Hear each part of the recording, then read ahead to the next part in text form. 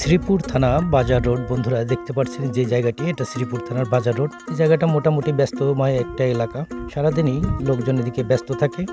তা বন্ধুরা, আমি যথাক্রমে শ্রীপুর এই বাজার রোডের ওই পাশে যে আরেকটা জায়গা দেখাবো, পিছনের যে রাস্তাটাই চলে গিয়েছে দাঁড়িয়াপুর এবং লাঙ্গলবান্ধের দিকে, ওই রাস্তাটাও দেখাবো। বন্ধুরা পাশেই থাকুন। এটা দেখিয়ে নিচ্ছি আগে শ্রীপুর থানার বাজার রোডটা যেই পাশে রয়েছে, এই পাশে লোকজন দেখেন অনেক, যথাক্রমে অনেক ভিড়।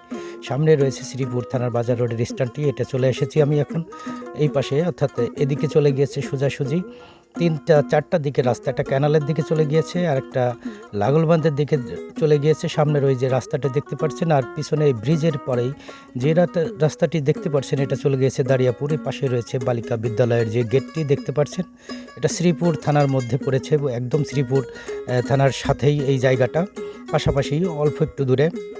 তা বন্ধুরা, যে যেখান থেকে দেখছেন অবশ্যই লাইক, কমেন্ট, শেয়ার করবেন এবং ফলো দিয়ে পাশেই থাকবেন। এখানে আর একটা বিষয় আছে, দেখেন এখানে প্রত্যেক দিন একটু দুপুরের পর থেকে এখানে কিছু বাজার সদাই কিন্তু এখানে পাওয়া যায় নিয়মিত।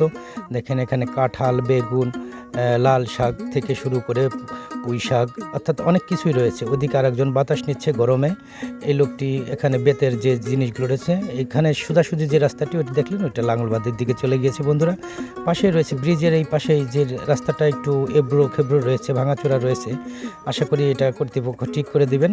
তা বন্ধুরা, এই ছিল বিষয়। ভালো থাকবেন সবাই, আল্লাহ হাফেজ।